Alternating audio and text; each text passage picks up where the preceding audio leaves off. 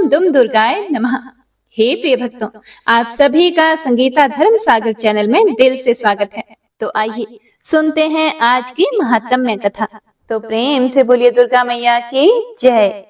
इससे पहले के अध्याय में आपने जाना था कि किस प्रकार शुंभ ने रक्त बीज को देवी भगवती से युद्ध करने की आज्ञा दी थी। तब रक्त बीज कहने लगा कि हे महाराज, आपको कुछ भी चिंता नहीं करनी चाहिए। मैं उस स्त्री को मारकर आपके अधीन कर दूंगा। अब आप मेरी युद्ध चातुरी देखिए। मेरे द्वारा बलपूर्वक युद्ध में परास्त होने के बाद यह आपकी दासी होकर रहेगी। व्यास जी कहते हैं, इस प्रकार कहकर राक्षस रक्त बीज रथ पर बैठकर चल पड़ा। विशाल सेना उसके साथ थी। हाथी, घोड़े, रथ और पैदल सैनिक चारों ओर खचाखच भरे हुए थे।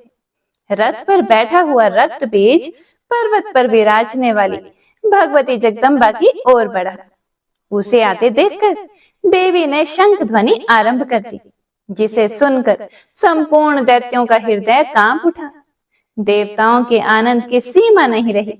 शंख की गगन भेदी ध्वनि सुनने के बाद रक्त बीज बड़ी शीघ्रता के साथ देवी के पास जा पहुंचा और मधुर वाणी में कहने लगा। रक्त बीज बोला कि हे देवी, क्या तुम मुझे कातर समझकर शंख ध्वनि से भयभीत कर रही हो? क्या तुमने मुझको धूम्रलोचन समझ रखा है? मेरा नाम रक्त बीज है। मीठे वचन बोलने वाली देवी, मैं युद्ध करने के लिए तुम्हारे पास आया हूं। तुम सावधान हो जाओ, मुझे तो बिल्कुल भी भय नहीं है। हे प्रिय, आज तुम मेरा पराक्रम देख लो। हे प्रिय भक्तों, रक्त बीज बोला कि अब तक तुम्हारे सामने जितने भी कायर आ चुके हैं, उनकी श्रेणी में मैं नहीं हूं। तुम अपनी इच्छा अनुसार मुझसे युद्ध कर सकती हो। तुमने वृद्ध पुरुषों की सेवा की है। नीति शास्त्र सुनने का अवसर तुम्हें सुलभ हो चुका है। हे सुंदरी, यदि तुम साहित्य शास्त्र का पूर्ण ज्ञान रखती हो तो मेरी बात सुनो। मेरा कथन सत्य है और युक्तिपूर्ण है। देखो, रस 9 हैं। इनमें 2 रसों की प्रधानता मानी जाती है। विद्वान पुरुषों के समाज में श्रृंगार रस और शांत रस अपना मुख्य स्थान रखते हैं। उन दोनों में भी श्रृंगार रस अधिक महत्व रखता है। इसी के प्रभाव से ही विष्णु लक्ष्मी जी के साथ और ब्रह्मा जी सावित्री के साथ विराजते हैं। इंद्र शची के साथ और शंकर पार्वती के साथ रहते हैं। यहाँ तक कि वृक्ष लता के साथ, मृग मृगी के साथ और कबूतर कबूतरी के साथ आनंद में रहते हैं। इस प्रकार समस्त प्राणी संयोग रस का अनुभव करते हैं। अन्य बहुत से ऐसे भी मानव हैं जिन्हें इसके अनुभव करने का सुअवसर तक नहीं मिला है। मधुर हास्य विलास में शांति रस की धारा बहती है। भला इस स्थिति वाले व्यक्ति के लिए कहाँ ज्ञान और कहाँ वैराग्य? काम, क्रोध, लोभ और मोह, इन पर विजय प्राप्त करना अत्यंत कठिन है। इसीलिए हे कल्याणी, तुम्हें अपने मन के अनुकूल पति बना लेना उचित है। महाबली शुंभ अथवा निशुंभ इसके लिए सर्वथा योग्य हैं। संपूर्ण देवताओं पर इन्होंने अधिकार प्राप्त कर लिया है। व्यास जी कहते हैं, रक्त बीज ऐसा कहकर भगवती जगदम्बा के सामने चुपचाप खड़ा हो गया। सुनकर चामुंडा कालिका और अंबिका ठठाकर हंसने लगी। व्यास जी कहते हैं, हे राजन, तब देवी ने हंसकर उस रक्त बीज के प्रति मेघ की भांति गंभीर वाणी में यह युक्तिपूर्ण वचन कहा कि अरे मूर्ख, मैं तो दूत के सामने पहले ही उचित और हितकारक वचन कह चुकी हूँ।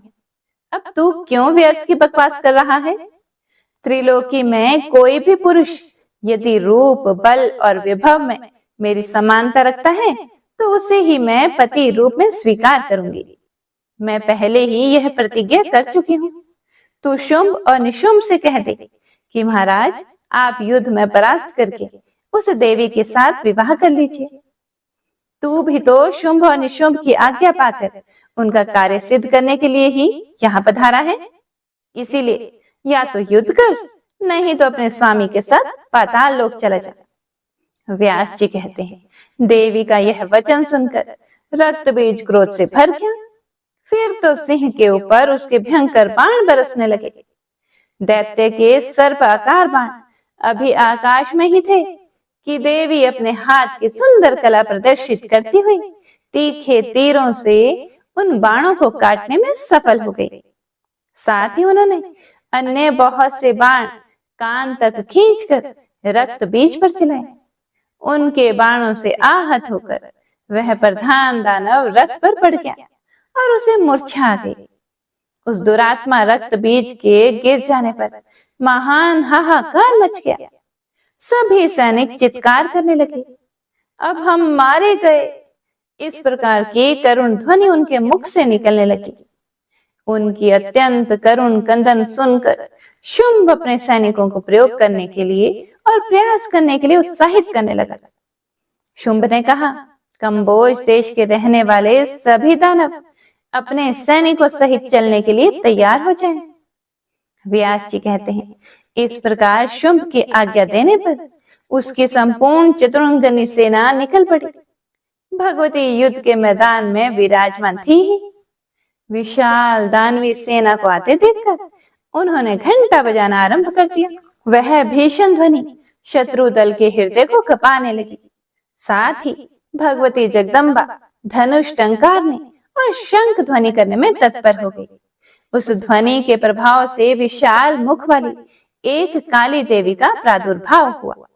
भयंकर शब्द सुनकर देवी का वाहन महान पराक्रमी सिंह भी अद्भुत भय उत्पन्न करता हुआ गरज उठा। फिर सावधान होकर उन सभी शूरवीर दैत्यों ने देवी पर हथियार चलाने आरंभ कर दिए।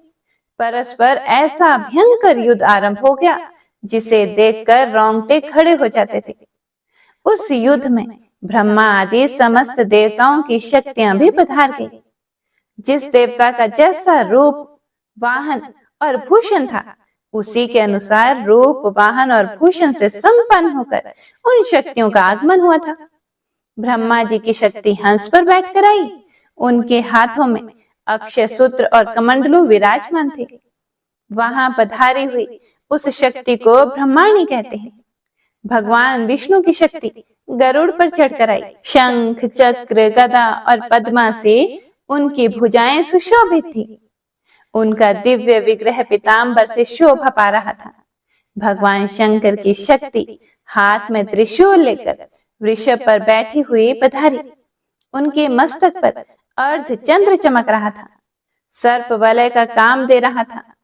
कार्तिकेय जी की शक्ति कार्तिकेय उन्हीं का रूप धारण किए हुए मयूर पर आरूढ़ होकर हाथ में शक्ति लिए दैत्यों से युद्ध करने के लिए वहां आए। इंद्र की शक्ति ऐन्द्री वज्र हाथ में लिए गजराज ऐरावत पर आई। उनका सुंदर मुख क्रोध से तमतमा उठा था। वराह रूप धारण करने वाले भगवान श्री हरि की शक्ति वाराही का वेश बनाकर एक हृष्ट पृष्ठ प्रेत पर बैठी हुई पधारी। भगवान नरसिंह के समान शरीर धारण करके भगवती नरसिंही का आगमन हुआ। यमराज की भयंकर शक्ति हाथ में दंड लिए भैंसी पर बैठकर युद्ध भूमि में आई। उनका मुखमंडल मुस्कान से भरा हुआ था। इसी प्रकार वरुण और कुबेर की शक्तियों ने भी वहां आने का कष्ट स्वीकार किया। इस प्रकार से संपूर्ण देवता ही अपनी अपनी शक्तियों के रूप में होकर वहां पधारे थे। पधारी हुई इन शक्तियों को देखकर देवी के मन में अपार हर्ष हुआ। देवता भी हर्ष मनाने लगे। दैत्यों के हृदय में आतंक छा गया। उन शक्तियों के बीच जगत का कल्याण करने वाले भगवान शंकर आए और भगवती चंडिका से कहने लगे, देवताओं का कार्य सिद्ध करने के लिए इन दैत्यों को अभी मार डालो। शुंभ, निशुंभ तथा अन्य जितने भी दानव यहाँ उपस्थित हैं, उन सब को मारकर सारी दानवी सेना तुरंत समाप्त कर दी जाए। जगत में किसी प्रकार का भी भय ना रहे। अपने अपने तेज से संपन्न होकर शक्तियां यहाँ विराजमान हो गई हैं। देवता लोग यज्ञ में भाग ग्रहण करें, ब्राह्मण यज्ञ में तत्पर हो जाएं, चराचर संपूर्ण प्राणियों के सामने सुख का अवसर प्राप्त हो, सारे उपद्रव शांत हो जाएं, मेघ समय अनुकूल वर्षा करें, खेती फल फूल से संपन्न हो जाए। व्यास जी कहते हैं, इस प्रकार संसार के शुभ चिंतक भगवान शंकर अपना अभिप्राय व्यक्त कर रहे थे। इतने में ही भगवती चंडिका के शरीर से एक बड़ी विचित्र शक्ति प्रकट हुई। उस अत्यंत भयंकर शक्ति के मुख से ऐसे शब्द निकल रहे थे कि मानो सैकड़ों गिदड़ियां एक साथ बोल रही हों। भयंकर रूप वाली उस देवी का मुंह मुस्कान से भरा हुआ था। उसने भगवान शंकर से कहा कि हे देवेश्वर, तुम अभी दानव राज के पास जाओ। कामदेव को भस्म करने वाले हे शंकर जी, उन देवद्रोही शुंभ और निशुंभ को अत्यंत अभिमान हो गया है। आप दूत का कार्य संपन्न करने के विचार से जाओ और मेरी यह बात उनसे कहो कि तुम लोग स्वर्ग छोड़कर शीघ्र ही यहाँ से भाग जाओ। देवता स्वर्ग में आनंद पूर्वक निवास करें। इंद्र को अपना उत्तम आसन प्राप्त हो। देवता स्वर्ग में रहने और यज्ञ का भाग पाने के अधिकारी बन जाएं। अगर तुम्हें जीने की इच्छा हो तो तुरंत पाताल में जहाँ अन्य दानव रहते हैं वहां चले जाओ, और यदि मरना ही चाहते हो तो पूरी शक्ति के साथ लड़ने के लिए तुरंत युद्ध भूमि में आ जाओ। मेरी शिवाय यहाँ योगनियां तुम्हारे कच्चे मांस से तृप्त हो जाएंगे। व्यास जी कहते हैं कि भगवती चंडिका उपरयुक्त वचन सुनकर भगवान शंकर तुरंत दानवराज शुंभ के पास जा पहुंचे। उस समय शुंभ अपनी सभा में बैठा हुआ था। शंकर जी ने कहा कि हे राजन, मैं त्रिपुर विनाशक महादेव हूँ। भगवती जगदम्बा का दूत बनकर तुम्हारा हित करने के लिए यहाँ आया हूँ। देवी ने तुमसे कहलवाया है कि तुम लोग स्वर्ग और भूमंडल छोड़कर यहाँ से शीघ्र चले जाओ। बलवानों में श्रेष्ठ बलि जहाँ रहता है उस पाताल में तुम्हें चले जाना चाहिए, और तुम्हें यदि मरने की इच्छा हो तो अभी सामने आ जाओ। तुम सभी को मैं संग्राम में मार डालूंगी, इसमें कोई भी संदेह नहीं है। तुम लोगों का कल्याण करने के विचार से ही श्री देवी जी ने ये सभी बातें कही हैं। व्यास जी कहते हैं, भगवती जगदम्बा का यह वचन अमृत के समान मधुर एवं हित से होत प्रोत था। त्रिशूलधारी भगवान शंकर प्रधान दैत्यों को यह वचन सुनाकर लौट आए, क्योंकि देवी ने शंकर को दूत बनाकर दैत्यों के पास भेजा था। इसीलिए वे संपूर्ण लोकों में शिव दूती के नाम से भी प्रसिद्ध हुए। शंकर के मुख से निकले हुए देवी के इस संदेश को दैत्य सहन नहीं कर सके। वे युद्ध के लिए तुरंत निकल पड़े। उन्होंने कवच पहन रखे थे, उनकी भुजाएं शस्त्रों से सुसज्जित थी। वे तुरंत युद्ध भूमि में भगवती जगदम्बा के सामने आ पहुंचे और अपने तीखे तीरों से उन्होंने देवी पर चोट करना आरंभ कर दिया। अब तो कालिका हाथ में त्रिशूल, गदा और शक्ति लेकर दानवों को मारती हुई विचरने लगी और दानव उनके ग्रास बनने लगे। भगवती ब्रह्माणी युद्ध भूमि में पधारी। महान पराक्रमी दानवों पर वे कमंडलू का जल फेंक रही थी, जिससे उनके प्राण प्रयाण कर जाते थे। माहेश्वरी वृषभ पर बैठी हुई विराजमान थी। उन्होंने अपने वेगशाली त्रिशूल से दानवों को मारकर धराशाही करना आरंभ कर दिया। वैष्णवी के चक्र और गदा के प्रहार से बहुत से दानव के प्राण निकल गए। ऐन्द्री के वज्र की चोट से बहुत से दानव धरातल पर लेट गए। एरावत हाथी की सूंड से भी दानवों को पर्याप्त क्षति पहुंची। वाराही का सर्वांग क्रोध से तमतमा उठा था। उन्होंने अपने दाढ़ों से सैकड़ों दानवों को मार डाला। नरसिंही अपने तीक्ष्ण धार नखों से बड़े बड़े दैत्यों को फाड़ने के साथ ही उन्हें निगलने भी लगी। उन्होंने बार बार अट्टहास करते हुए विचरना आरंभ कर दिया। शिव द्युति के इतिहास से ही दैत्य धरती पर पड़ जाते थे। चामुंडा और कालिका उन्हें बड़ी उतावली के साथ उन्हें निगलने में जुट जाती थी। कुमारी का वाहन मोर था। वे युद्ध भूमि में विराजमान थी। देवताओं के कल्याण करने के लिए भी तीखे बाणों से शत्रुओं को मारने लगी। भगवती वारुणी युद्ध भूमि में पाश लेकर पधारी थी। उस पाश से बांधकर दैत्यों को पटक देना उनका सहज कर्म बन गया था। गिरे हुए दैत्य मूर्छित होकर प्राण प्रयाण कर जाते थे। इस प्रकार मातृगण के प्रयास से दानवों की वह ओजस्विनी विशाल सेना युद्ध भूमि में तहस नहस होकर भाग गई। उस सेना रूपी समुद्र में अब बड़े जोर से रोने और चिल्लाने की आवाज छा गई। देवता उन देवियों के ऊपर पुष्पों की वर्षा करने लगे। रक्त बीज ने सुना दानवों में भयंकर चित्कार मचा है और देवता बार बार जय के नारे लगा रहे हैं। साथ ही देखा कि दैत्य भाग भी रहे हैं। इसीलिए अब वह क्रोध से भर गया। वह महान बली एवं तेजस्वी दैत्य था। देवता गरज रहे थे। यह देखकर वह युद्ध भूमि में आ डटा। उसके हाथों में अस्त्र शस्त्र थे। वह रथ पर बैठा हुआ था। उसके धनुष से बड़ी विचित्र ध्वनि निकल रही थी। क्रोध के कारण उसकी आंखें लाल हो रही थी। वह देवी के सामने आ पहुंचा। व्यास जी कहते हैं कि हे राजन, उस दानव के शरीर से जब भी रक्त की बूंद भूमि पर गिरती थी, तब उस बूंद से तुरंत दानव उत्पन्न हो जाते थे। उनके रूप और पराक्रम में बिल्कुल समानता रहती थी। भगवान शंकर ने उसे यह बड़ा ही अद्भुत वर दे दिया था कि तुम्हारे रक्त से असंख्य महान पराक्रमी दानव उत्पन्न हो जाएंगे। इस वरदान के अभिमान में भरा हुआ वह दैत्य क्रोधवश देवी को मारने के लिए युद्ध भूमि में आ गया। देवी के साथ कालिका भी विद्यमान थी। दैत्य ने देखा कि विष्णु की शक्ति वैष्णवी गरुड़ पर विराजमान है। उनके नेत्र कमल के समान सुंदर हैं। दानव ने शक्ति से उन पर प्रहार किया। वैष्णवी देवी ने गदा से उस शक्ति को रोक लिया। साथ ही दैत्यराज रक्त बीज को चक्र से चोट पहुंचाई। चक्र से छिद जाने के कारण उसके शरीर से रक्त की धारा बह चली। मानो वज्र की चोट से आहत हुए पर्वत के शिखर से गेरू की धारा उमड़ चली हो। उस समय जहां जहां भी रक्त बीज के शरीर से निकलकर रक्त की बूंदें भूमि पर गिरती थी, वहीं वहीं रक्त बीज के समान ही हजारों राक्षस उत्पन्न हो जाते थे। ऐन्द्री ने कुपित होकर उस भयंकर दैत्य रक्त बीज को वज्र से मारा। उससे भी रक्त की बूंदें बह चली और उसके रक्त से असंख्य रक्त बीज उत्पन्न हो गए। पराक्रम और आकार में सभी मूल रक्त बीज के समान थे।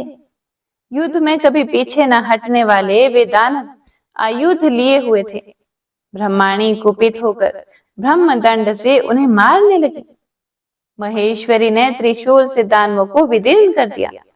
नरसिंह के नखों की चोट से महाअसुर का शरीर छिद गया। ये सब देखकर अब तो रक्त बीज ने भी कुपित होकर अपने पहले बाणों से देवियों को मारना आरंभ कर दिया। वह अलग अलग संपूर्ण देवियों को गदा और शक्ति से चोट पहुंचाने लगा। इसके बाद देवियां क्रोध में भरकर अपने बाण प्रहार से रक्त बीज पर आघात करने में तत्पर हो गई।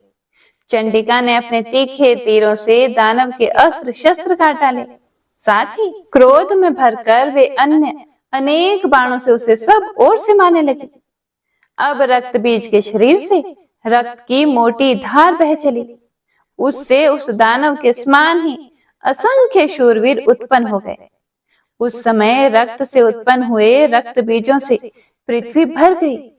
सभी कवच पहने अस्त्र शस्त्र लिए हुए अद्भुत युद्ध के लिए ललायित थे। अब उन अनगिनत रक्त बीजों ने देवी पर प्रहार करना आरंभ कर दिया। यह देखकर देवता भयभीत हो उठे। उनके मुख पर उदासी छा गई। शोक से उनके शरीर दुर्बल होने लगे और वे सोचने लगे कि अब इन असंख्य दैत्यों का संहार कैसे होगा। रक्त से उत्पन्न हुए इन दानवों के शरीर बड़े विकराल हैं। यह तो बड़े ही शूरवीर हैं। इस समय यहाँ केवल चंडिका है तथा काली और कुछ माताएं भी विराजमान हैं। किंतु यह लोग इन संपूर्ण दानवों को परास्त कर सकें, यह बड़ा कठिन है। यदि निशुंभ और बलशाली शुंभ भी सहसा युद्ध की भूमि में आ जाएंगे, तब तो महान अनर्थ हो जाने की संभावना है। व्यास जी कहते हैं, इस प्रकार जब देवता भय से घबराकर अत्यंत चिंतित हो गए, तब भगवती जगदम्बा ने काली से, जिनकी आंखें कमल के समान थी, उनसे कहा कि चामुंडे, तुम अपना मुख फैलाकर मेरे शस्त्र आघात के द्वारा रक्त बीज के शरीर से निकले हुए रक्त को पीती जाओ। इस कार्य को करने में तुम्हें देर नहीं करनी चाहिए। अब तुम दानवों को भक्षण करती हुई इच्छा अनुसार युद्ध भूमि में घूमो। मैं पैने, बाणों, गदा, तलवारों और मूसलों से इन दैत्यों को मार डालूंगी। हे विशालोचने, तुम ऐसे ढंग से इस दानव का रक्त पीती रहो कि अब एक बूंद भी पृथ्वी पर ना गिरने पाए। इस प्रकार जब तुम सारा रक्त पीती जाओगी, तब दूसरे दानव उत्पन्न नहीं हो सकेंगे। ऐसा करने से इन दैत्यों का शीघ्र ही नाश हो जाएगा। इसके अलावा दूसरा कोई भी उपाय नहीं है। जब मैं इस दैत्य को मारूं, तब तुम इसे तुरंत खा जाना। शत्रु संहार रूपा इस कार्य में यत्नशील बनकर अब इसका पूर्ण रक्त पी जाना ही तुम्हारा परम कर्तव्य है। इस प्रकार दैत्य वध करके स्वर्ग का राज्य इंद्र को देने के बाद हम आनंद पूर्वक यहाँ से चले जाएंगे। व्यास जी कहते हैं, भगवती जगदम्बा के ऐसा कहने पर प्रचंड पराक्रम दिखाने वाली देवी चामुंडा रक्त बीज के शरीर से निकले हुए समस्त रक्त को पीने के लिए तत्पर हो गई। इधर जगदम्बा ने तलवार और मूसल से रक्त बीज को मारना शुरू कर दिया और दूसरी तरफ उधर भूखी चंडिका उसके शरीर के कटे हुए अंगों को खाने लगी। फिर तो रक्त बीज भी कुपित होकर चंडिका पर गदा से प्रहार करने लगा। तब भी चंडिका उसका रक्त पान करने से अलग नहीं हुई। उस दैत्य के रक्त से उत्पन्न हुए अन्य जितने भी महाबली क्रूर रक्त बीज थे, वे सभी गिरते हुए और काली उन सब का रक्त पीती गई। इस प्रकार रक्त बीज के रक्त से प्रकट हुए जितने भी दानव थे, वे सभी चंडिका का भोजन बन गए। जो असली रक्त बीज था, वह भी भयानक चोट खाकर गिर पड़ा। तलवार की धार से उसके शरीर के भी टुकड़े टुकड़े हो गए। रक्त बीज महान भयंकर दानव था। उसके मर जाने पर युद्ध भूमि में दूसरे जितने भी दैत्य थे, सब भागकर शुंभ के पास चले गए। भय से उनका कलेजा कांप रहा था। उनकी देह रक्त से भीगी हुई थी। उनके अस्त्र पृथ्वी पर गिर पड़े थे। अचेत जैसे होकर हाय हाय पुकारते हुए व्याकुलता पूर्वक वे शुंभ के प्रति बोले कि हे राजन, वे रक्त बीज भी अंबिका के हाथ युद्ध भूमि में काम आ गया, अर्थात मर गया। उनके शरीर से जो रक्त निकलता था, उसे चंडिका पी जाती थी। जो अन्य शूरवीर दानव थे, उन्हें देवी के वाहन सिंह ने मार डाला। बहुत से दैत्य काली के ग्रास बन गए। हम लोग युद्ध का वृतांत बताने तथा देवी ने युद्ध भूमि में कैसी अत्यंत भयानक की स्थिति उत्पन्न कर दी, यह सूचित करने के लिए आ गए हैं। महाराज, यह देवी दैत्य, दानव, गंधर्व, असुर, यक्ष और राक्षस, इन सभी के लिए सर्वथा अजय है। कोई भी इसे जीत नहीं सकता। महाराज, इंद्राणी प्रभृति अन्य भी बहुत सी प्रमुख देवियां आकर युद्ध में सम्मिलित हो गई हैं। सबके पास वाहन है और सबकी भुजाएं विविध आयुध से सुसज्जित हैं। उत्तम आयुध धारण करने वाली उन देवियों ने संपूर्ण दानवी सेना को समाप्त कर दिया है। राजेंद्र, उन्होंने बहुत ही शीघ्र रक्त बीज को धराशाही कर दिया। एक ही देवी दुष्रथ थी, फिर इतनी अन्य देवियों का सहयोग मिलने पर तो कहना ही क्या। उसके वाहन सिंह में भी बड़ी अनुपम प्रभा है। संग्राम में वह राक्षसों को मारे डालता है। इसीलिए महाराज, आप मंत्रियों के साथ विचार करके जो उचित हो वही करने की कृपा करें। हमें तो इसके साथ वैर करना ठीक नहीं दिखता और संधि करने में ही सुख मिलेगा। राजन, अन्य जितने दैत्य थे, वे सभी युद्ध भूमि में अंबिका के हाथ मृत्यु के घाट उतर गए हैं। चामुंडा ने उन दैत्यों का मांस तक खा डाला। महाराज, पाताल में चले जाना अथवा अंबिका के अनुचर बनकर रहना ही ठीक है। अब इसके साथ युद्ध करने में तो तनिक भी भलाई नहीं दिखती। यह कोई साधारण स्त्री नहीं है। देवताओं का कार्य सिद्ध करने के लिए स्वयं माया देवी ही प्रकट होकर पधारी है। व्यास जी कहते हैं, भाग कर आए हुए दैत्यों का यह सत्य वचन सुनते ही शुंभ क्रोध से ओठ कपकपाने लगा। मृत्यु को वर्ण करने की इच्छा रखने वाले उस दैत्य की बुद्धि काल के प्रभाव से कुंठित हो गई थी। उसने उत्तर दिया, शुंभ ने कहा कि भय से व्याकुल हुए तुम सब लोग पाताल भाग जाओ अथवा उस स्त्री के दास बनना स्वीकार कर लो। मैं तो अभी उसे मारने के प्रयत्न में लगता हूँ। यह देवियां भी मृत्यु के ग्रास बनकर रहेंगी। एक स्त्री के भय से घबराकर मैं पाताल में कैसे चला जाऊं? रक्त बीज आदि प्रमुख दैत्य मेरे पार्षद थे। मेरे कारण वे युद्ध में काम आ गए। उन सब को मरवा कर मैं अपने प्राण बचाने के लिए पाताल में चला जाऊं और अपनी विशुद्ध कीर्ति का नाश कर दूं? यह मुझसे नहीं हो सकता। निशुंभ, अब मैं रथ में बैठकर युद्ध भूमि में जाऊंगा। उस स्त्री को मारकर ही मेरा आना होगा। यदि मार न सका तो लौटना असंभव है। वीर, तुम सेना साथ लेकर मेरे इस कार्य में सहयोग देते रहना। तीखे तीरों से मारकर उस स्त्री को शीघ्र ही मृत्यु के मुख में झोंक देना। अब यही तुम्हारा परम कर्तव्य है। यह सुनकर निशुंभ बोला, मैं अभी जाता हूँ। वह दुष्टा काली मेरे हाथ काल का कलेवा बन जाएगी। फिर बहुत ही शीघ्र मैं उस अंबिका को लेकर यहाँ आ जाऊंगा। राजेंद्र, आप एक तुच्छ स्त्री के विषय में तनिक भी चिंता ना करो। कहाँ वह साधारण अबला स्त्री और कहाँ मेरी भुजाओं का अमित पराक्रम, जो सारे विश्व को वश में करने की शक्ति रखता है। भाई, आप इस बड़ी भारी चिंता को छोड़कर सर्वोत्तम राज्य सुख भोगो। उस आदर की पात्र मानिनी को मैं अवश्य ही आपके पास ला दूंगा। राजन, मेरे रहते हुए आप युद्ध भूमि में जाएं, यह अनुचित है। मैं आपका कार्य सिद्ध करने के लिए युद्ध भूमि में जाकर विजय श्री प्राप्त करने का प्रयास करूंगा। व्यास जी कहते हैं, इस प्रकार अपने बड़े भाई शुंभ से कहकर छोटा भाई निशुंभ, जो अपने बल का पर्याप्त अभिमान रखता था, कवच पहनकर एक विशाल रथ पर जा बैठा। उसने साथ में सेना ले ली और मंगलाचार कराकर वह तुरंत युद्ध भूमि की ओर चल पड़ा। उसकी भुजाएं अस्त्र शस्त्रों से अलंकृत थी। व्यास जी कहते हैं, निशुंभ महान पराक्रमी योद्धा था। मरना अथवा विजय पाना दो ही कार्य सामने हैं। ऐसा निश्चय करके वह मोर्चे पर देवी के सामने जाकर डट गया। सेना को साथ लेकर वह पर्याप्त प्रयास कर रहा था। दैत्यराज शुंभ युद्ध कला का पूर्ण विद्वान था। वह भी अपनी सेना के साथ दर्शक बनकर युद्ध भूमि में आ गया।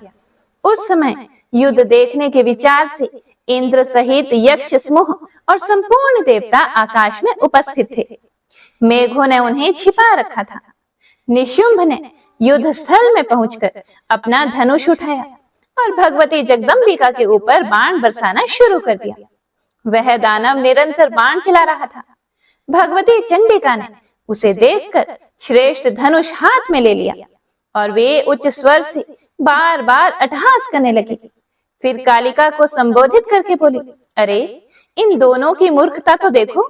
आज ये दोनों मौत को गले लगाने के लिए यहाँ मेरे सामने उपस्थित हुए हैं। रक्त बीज महाभयंकर दैत्य था। उसका वध देखकर भी मेरी माया से मोहित होने के कारण ये विजय की आशा करते हैं। आशा में अपार बल है, तभी तो अंगहीन, निर्बल, नीच, निष्पक्ष और अचेत मनुष्य भी इसके प्रभाव से छूट नहीं सकते।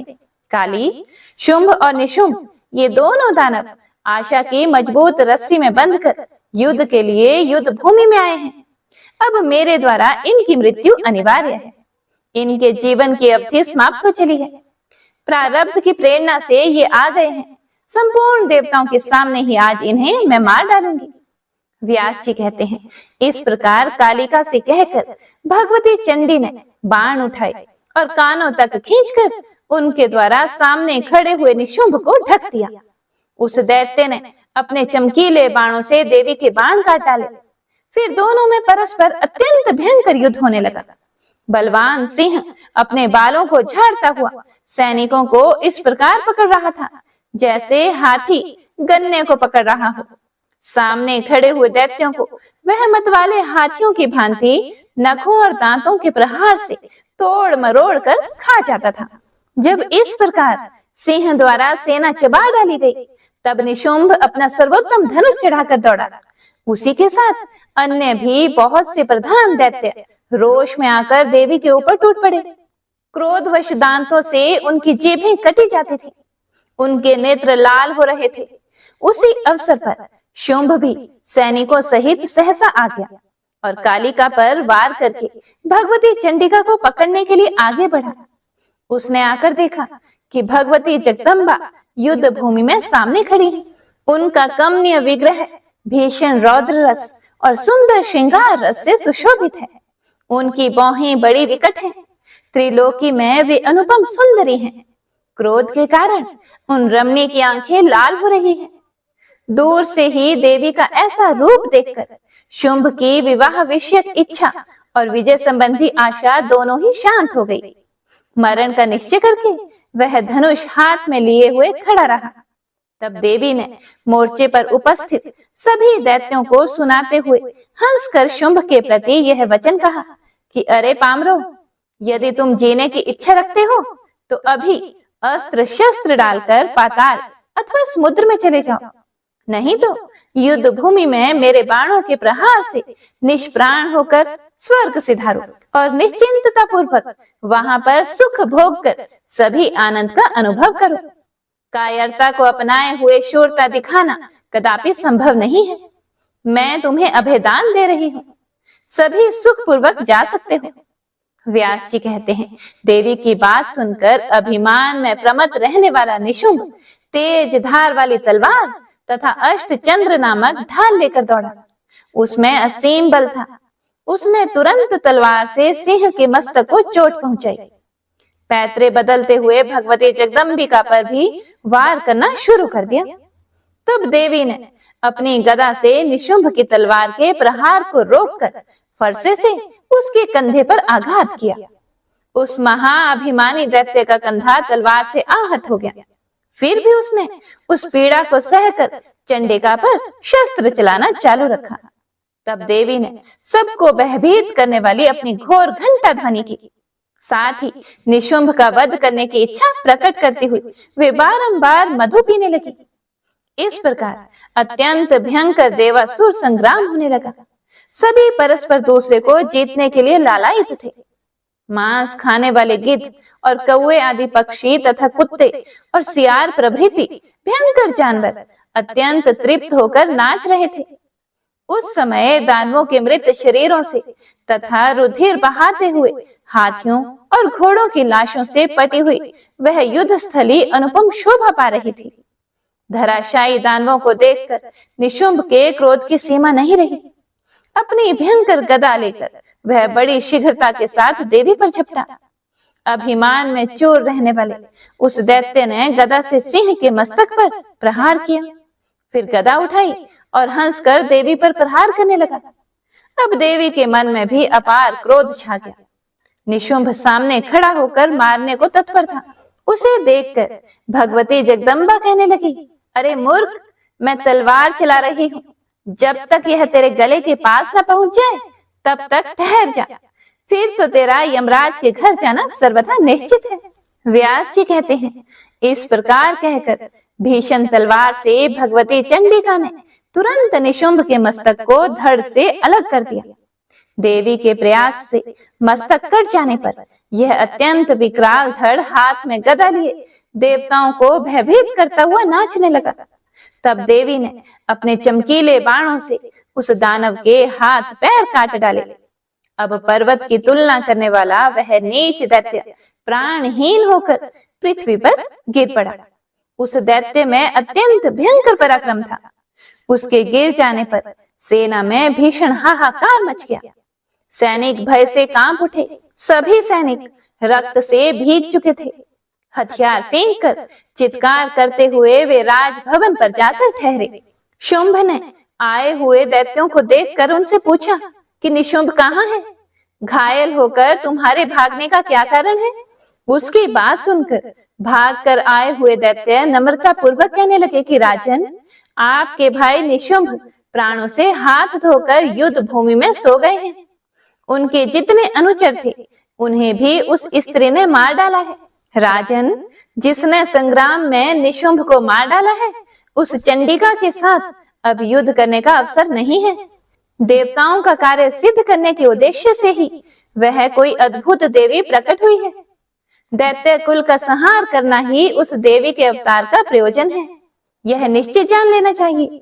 यह साधारण स्त्री ना होकर सर्वोत्कृष्ट शक्ति रखने वाली कोई महादेवी है। इसके चरित्र अचिंत्य है, देवता लोग भी कभी इसे नहीं जान सकते। तरह तरह के रूप धारण करने वाली यह देवी माया के रहस्य को सब प्रकार से जानती है। उसके भूषण बड़े अद्भुत हैं। वह हाथ में संपूर्ण आयुध लिए हुए है। गूढ़ चरित्र वाली उस देवी को जानना साधारण बात नहीं है। जान पड़ता है कि मानो दूसरी काल रात्रि ही हो। सबके गुप्त रहस्य को जानने वाली वह पूर्णतामयी देवी संपूर्ण शुभ लक्षणों से संपन्न है।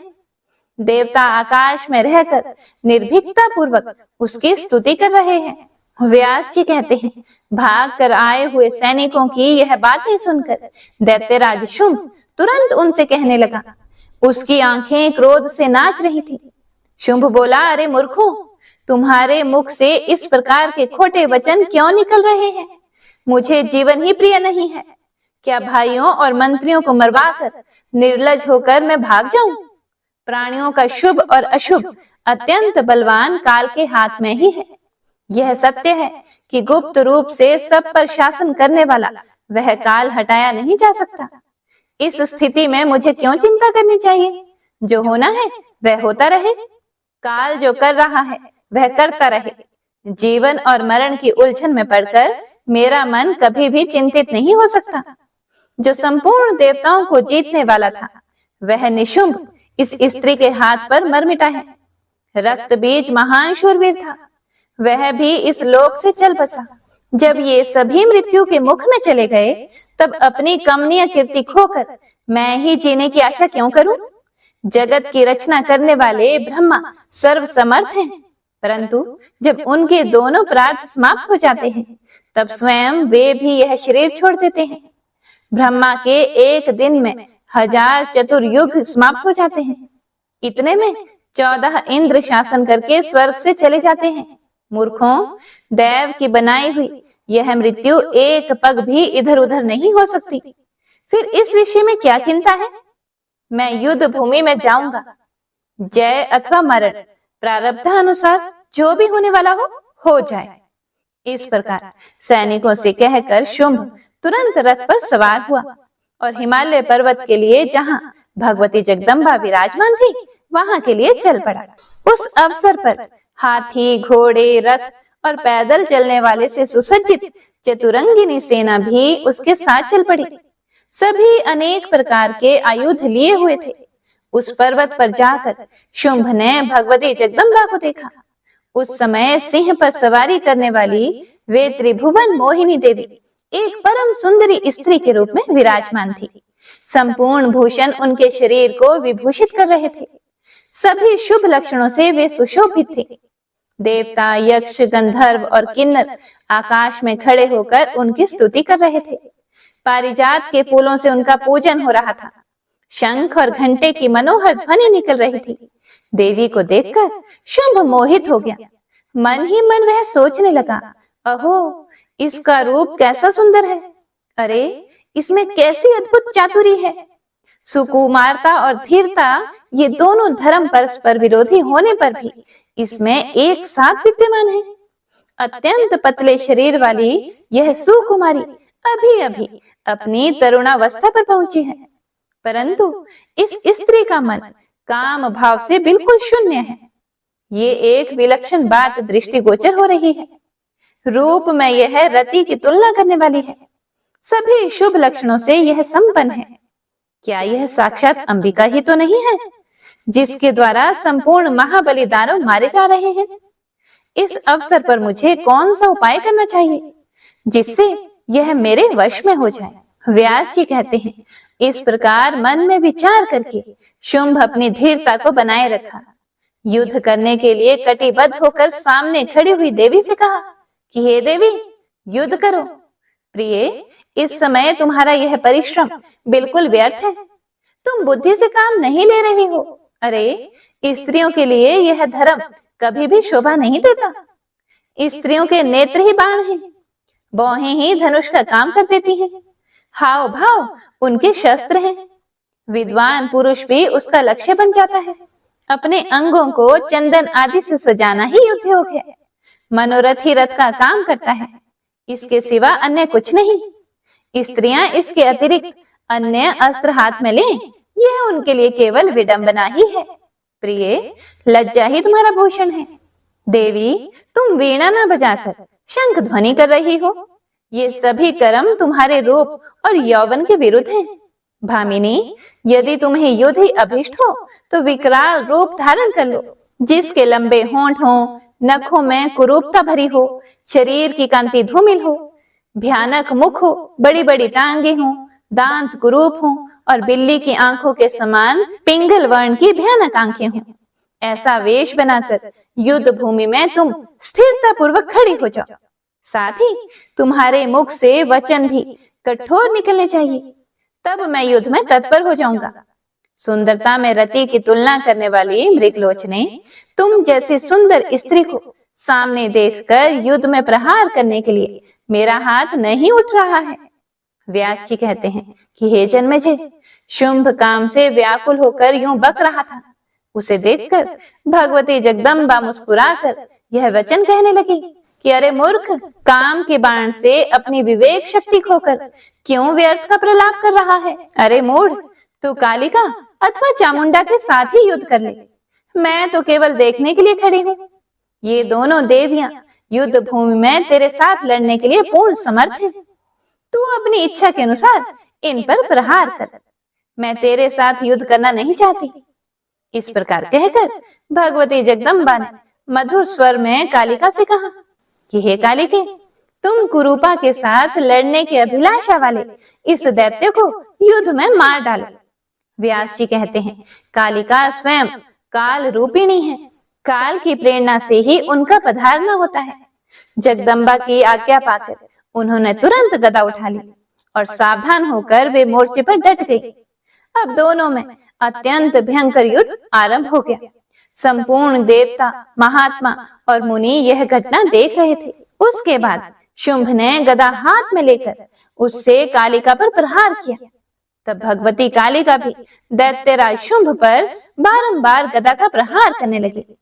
दानव का स्वर्ण में चमकता हुआ रथ देवी की गदा से चूर चूर हो गया। चंडी ने रथ खींचने वाले गधे और सारथी के भी उसी क्षण प्राण हर लिए। अब क्रोध में भरा हुआ शुंभ विशाल गदा लेकर पैदल युद्ध करने लगा। उसके मुख पर प्रसन्नता की किरणें झलक रही थी। उसने भगवती कालिका की छाती पर गदा चलाई। देवी ने गदा को रोक लिया और झट से तलवार उठा ली। उससे शुंभ की बाईं भुजा को, जो चंदन से चर्चित एवं आयुध युक्त थी, शरीर से अलग कर दिया। रथ टूट गया था, बाईं भुजा कट गई थी और रुधिर से सर्वांग भीग चुका था। इस स्थिति में भी वह दैत्य गदा हाथ में लिए आगे बढ़ा और काली पर प्रहार करने लगा। तब देवी ने हंसते हंसते तलवार से उसकी दाहिनी भुजा भी काट डाली। बाजूबंद और गदा से सुशोभित उस भुजा को भी शरीर से अलग हो जाना पड़ा। अब वह दैत्य पैरों से मारने के लिए रोषपूर्ण आगे बढ़ा। देवी ने तलवार से तुरंत उसके पैर भी काट डाले। फिर तो बिना हाथ पैर के ही उस दानव के मुख से ठहरो ठहरो की आवाज निकलने लगी। भगवती कालिका को भयभीत करते हुए वह वेग पूर्वक लुढ़क कर चला। उसे आते देखकर कालिका ने कमल की भांति शोभा पाने वाले उसके मस्तक को झट से काट दिया। मस्तक कट जाने पर वह शुंभ, जिसका शरीर पर्वत के समान विशाल था, जमीन पर गिर पड़ा। अब उसके प्राण शरीर से निकलकर तुरंत प्रयाण कर गए। उस समय शुंभ के मृत शरीर को देखकर इंद्र सहित संपूर्ण देवता भगवती चंडिका और कालिका की स्तुति करने लगे। सुखदायिनी वायु चलने लगी। दिशाओं में अत्यंत प्रकाश छा गया। होम करते समय अग्नि से पवित्र ज्वालाएं निकलने लगी। राजन, मरने से बचे हुए जितने भी दानव थे, उन्होंने भगवती जगदम्बा को प्रणाम करने के पश्चात अपने आयुध त्याग कर पाताल की यात्रा की। देवी का यह संपूर्ण उत्तम चरित्र मैंने तुम्हें सुना दिया। इसमें शुंभ आदि दानवों के वध और देवताओं के युद्ध भूमि का प्रसंग आया है। भूमंडल पर रहने वाले जो मानव भक्ति पूर्वक निरंतर इन समस्त उपाख्यानों का पठन अथवा श्रवण करते हैं, उनकी सारी कामनाएं सिद्ध हो जाती हैं। भगवती की कृपा से पुत्रहीन पुत्रवान और निर्धन प्रचुर धनवान हो जाता है। रोगी रोग से मुक्त हो जाता है। इसके प्रभाव से संपूर्ण कामनाएं सिद्ध हो जाती हैं। इस पवित्र आख्यान को सुनने वाला मानव शत्रु से भयभीत नहीं हो सकता और निरंतर इसका अध्ययन एवं श्रवण करने वाला मनुष्य मुक्ति का अधिकारी होता है। जन्मेजय ने पूछा कि हे मुने, आपने भगवती जगदम्बा की महिमा का प्रसंग भली भांति वर्णन किया। हे कृपानिधि, अब यह बताइए कि 3 चरित्रों का प्रयोग करके पहले किसने देवी की आराधना की थी? संपूर्ण कामनाओं को पूर्ण करने वाली ये देवी सुपूजित होकर पहले किस पर प्रसन्न हुई थी और किसे महान फल भागी होने का सुअवसर प्राप्त हुआ था? हे ब्राह्मण, हे महाभाग, साथ ही आप भगवती की उपासना, पूजा तथा होम की विधि का भी वर्णन करने की कृपा करें। सूत जी कहते हैं, राजा जन्मेजय की बात सुनकर सत्यवती नंदन व्यास जी प्रसन्नता पूर्वक महामाया की महिमा का प्रसंग महाराज को सुनाने लगे। व्यास जी कहते हैं, प्राचीन समय की बात है। स्वारोचिष मनवंतर में सूरथ नाम के एक राजा थे। उनका स्वभाव बड़ा ही उदार था। प्रजा पालन में उनकी बड़ी तत्परता थी। वे सत्यवादी, कर्मनिष्ठ, ब्राह्मणों के उपासक, गुरु में श्रद्धा रखने वाले और सदा अपनी पत्नी से ही प्रेम करने वाले थे। उन दानशील नरेश का किसी से भी कोई विरोध नहीं था। धनुर्विद्या के वे पारंगत थे। यूं राज्य की रक्षा में तत्पर रहने वाले राजा सूरत का कुछ पर्वतवासी मलेच्छों से सामना हो गया। उन मलेच्छों ने अनायास ही उनसे शत्रुता ठान ली।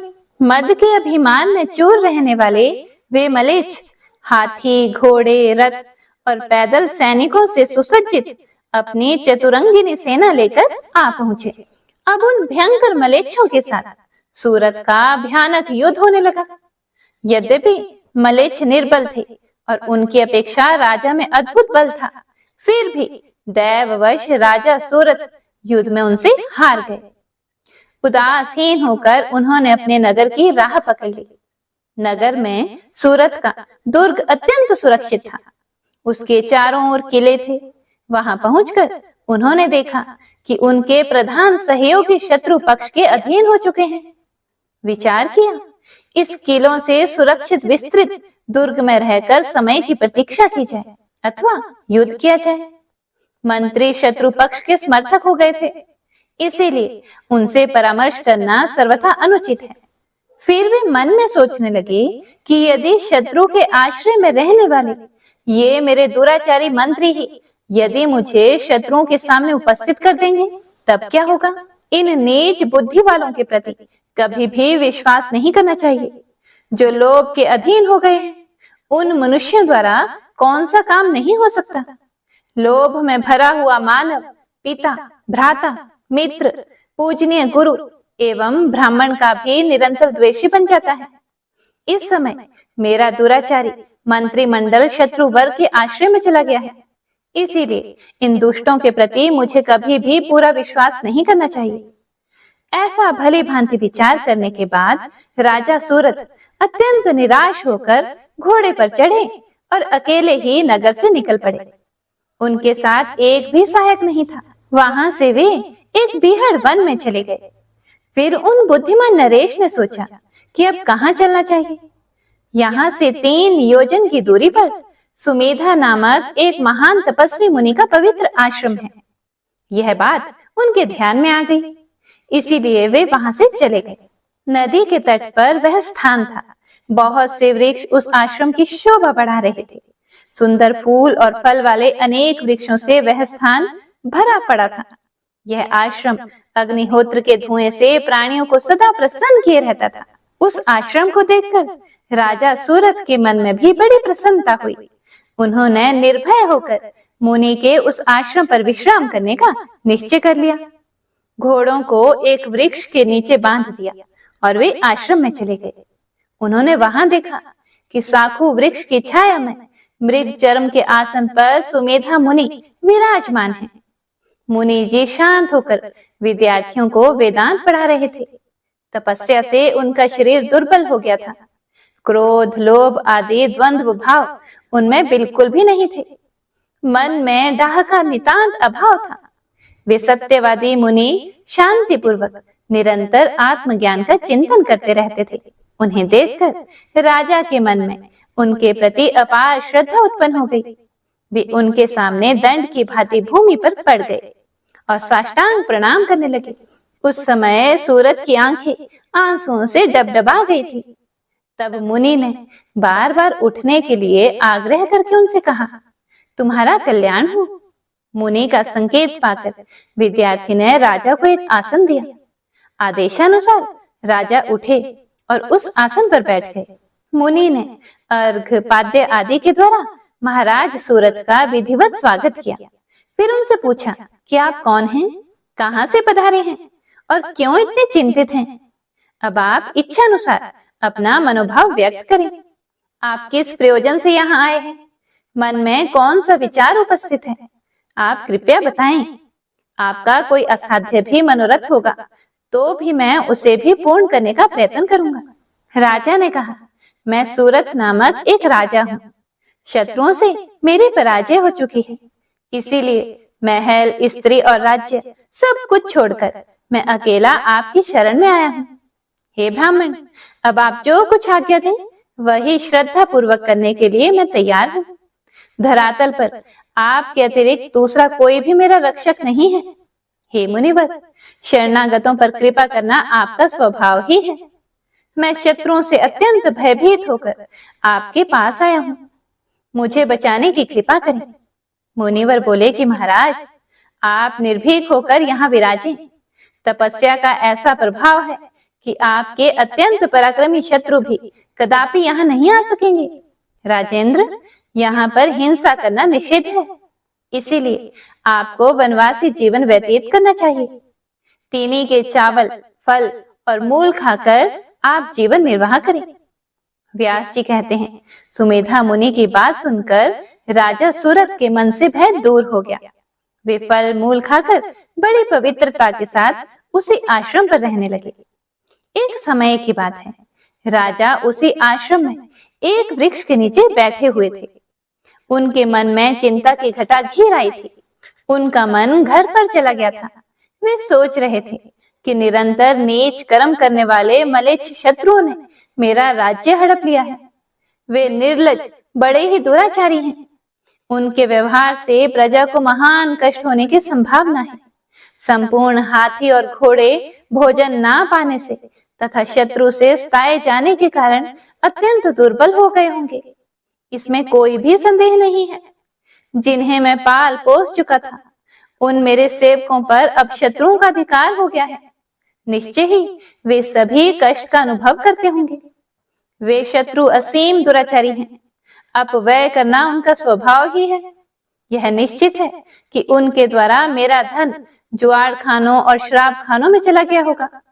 खोटी बुद्धि वाले वे शत्रु व्यसन करके मेरे सारे कोष को नष्ट कर डालेंगे। उन मलेच्छों में ऐसी योग्यता तो है नहीं कि वे सुपात्रों को दान दें। मेरे मंत्री भी वैसे ही हो गए हैं। हे प्रिय भक्तों, महाराज सूरत वृक्ष के नीचे बैठकर इस प्रकार की चिंता कर ही रहे थे कि इतने में ही कोई एक वैश्य वहां पर आ पहुंचा। उसके मन में भी महान क्लेश था। उस वैश्य पर राजा की दृष्टि पड़ी। वह पास ही बैठ गया। तब राजा सूरत उससे पूछने लगे कि तुम कौन हो और वन में कहां से अकेले आ गए। महाभाग, तुम्हारे मन में क्यों इतनी दीनता छाई हुई है? शोक से तुम्हारा शरीर दुर्बल हो गया है। तुम सच सच बताओ, 7 पग एक साथ चलने पर ही मैत्री समझ ली जाती है। व्यास जी कहते हैं, महाराज सूरत की बात सुनकर वह आदरणीय वैश्य अपना वृतांत कहने लगा। अब वह शांत चित होकर बैठ गया था। मुझे अच्छे महात्मा पुरुष मिल गए हैं, यह बात उसकी समझ में आ गई थी। वैश्य ने कहा कि हे मित्र, वैश्य जाति मेरा जन्म हुआ है। लोग मुझे समाधि नाम से पुकारते हैं। मेरे पास पर्याप्त धन था। धर्म में मेरी बड़ी आस्था है। मैं कभी भी झूठ नहीं बोलता, किसी से कोई ईर्ष्या नहीं करता, फिर भी मेरे पुत्र और स्त्री धन के बड़े लोभी हैं। उन दुष्टों ने मुझे कृपण बताकर घर से निकाल दिया है। अपने कहलाने वाले उन व्यक्तियों से त्यागे जाने के कारण, जो बड़ी कठिनता से त्यागी जा सकती है, ऐसी प्रचुर संपत्ति को छोड़कर मैं शीघ्र ही वन में चला आया। हे प्रियवर, आप कौन हैं? देखने से आप बड़े ही भाग्यशाली प्रतीत होते हैं।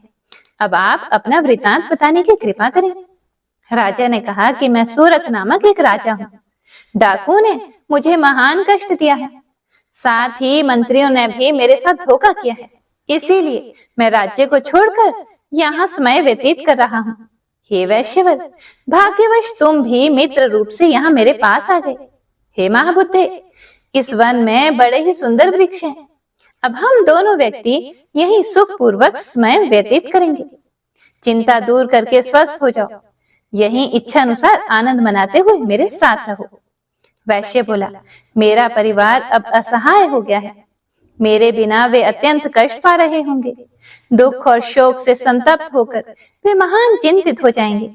राजन, मेरी पत्नी और पुत्र शारीरिक सुख पा रहे हैं अथवा नहीं, इस प्रकार की चिंता से आतुर मेरा मन सदा अशांत बना रहता है। राजन, अपने पुत्र, पत्नी, घर और बंधु बांधवों को मैं फिर कब देखूंगा?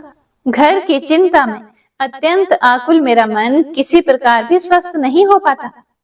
राजा सूरत ने कहा कि हे महामते, जिन दुराचारी एवं प्रचंड मूर्ख पुत्रों ने तुम्हें निकाल कर घर से बाहर कर दिया है, उन्हें देखकर अब तुमको कौन सा सुख प्राप्त होगा? दुख देने वाले श्रीहत की अपेक्षा शत्रु को उत्तम माना जाता है। इसीलिए मन को स्थिर करके तुम मेरे साथ आनंद करो। वैश्य ने कहा कि हे राजन, असीम दुख से संतप्त मेरा मन किसी भी प्रकार स्थिर नहीं हो रहा, क्योंकि दुराचारी भी बड़ी कठिनता से जिसका त्याग करते हैं, उस कुटुंब की चिंता मुझे सता रही है। फिर राजा ने कहा कि राज्य संबंधी मानसिक दुख के कारण मैं भी दुखी हूँ।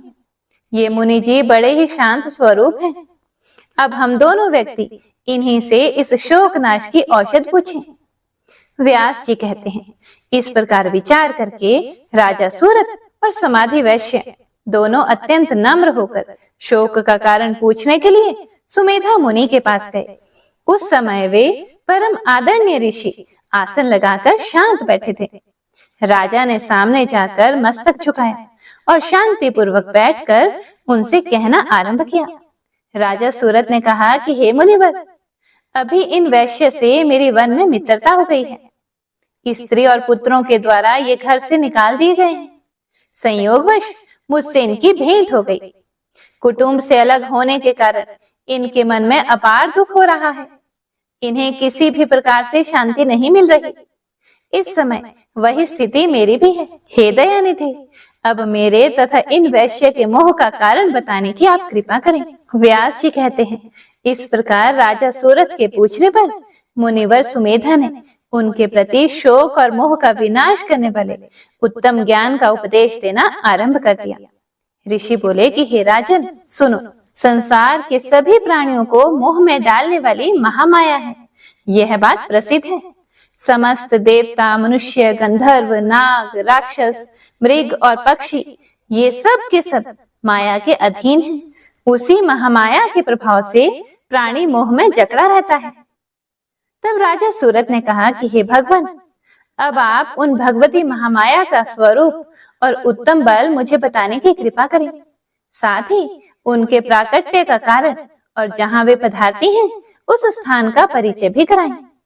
सुमेधा ऋषि ने कहा कि हे राजन, यह भगवती महामाया अनादि है, इसीलिए कभी भी इनकी उत्पत्ति नहीं होती। सर्वोपरि विराजमान रहने वाली ये देवी नित्य स्वरूपिणी है।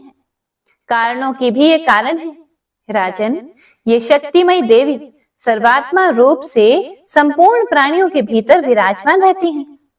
यदि अंतःकरण से ये अपना आसन हटा लें, तो प्राणी मुर्दे के समान प्रतीत होने लगता है, क्योंकि समस्त देहधारियों में जो चित्त शक्ति है, वह इन्हीं का रूप है। इन्हीं के प्रकट और अंतर ध्यान होने में देवताओं के कार्य निमित्त होते हैं। राजन, जिस समय देवता अथवा मनुष्य इनकी स्तुति करते हैं, तब संपूर्ण प्राणियों का दुख दूर करने के लिए ये भगवती जगदम्बा अनेक प्रकार के रूप धारण करके तरह तरह की शक्तियों से संपन्न होकर कार्य संपादन करने के विचार से स्वेच्छा पूर्वक प्रकट हो जाती हैं। हे भोपाल, अन्य समस्त देवताओं की भांति इन पर दैव का प्रभाव नहीं पड़ सकता। ये पूर्ण स्वतंत्र हैं। पुरुषार्थ की व्यवस्था करने वाली ये देवी नित्य स्वरूपा हैं। काल का साहस नहीं कि इनके पास आ सके।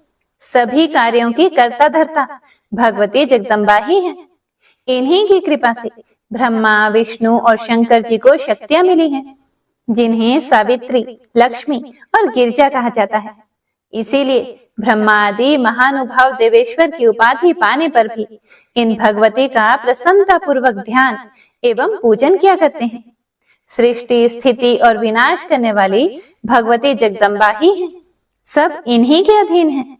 हे राजन, भगवती जगदम्बा का यह उत्तम महात्म्य मैंने अपनी बुद्धि के अनुसार तुम्हें सुना दिया। इनके चरित्र का था पाना मेरे लिए भी असंभव है। राजा सूरत के पूछने पर सुमेधा मुनि ने देवी की पूजा विधि का जो वर्णन किया, उसका वर्णन आप अगले अध्याय में सुनेंगे। ओम दुम दुर्गाय नमः। आज का अध्याय यही समाप्त होता है। तो मिलते हैं अगले अध्याय के साथ। तब तक के लिए जय माता दी। आपका मंगल हो।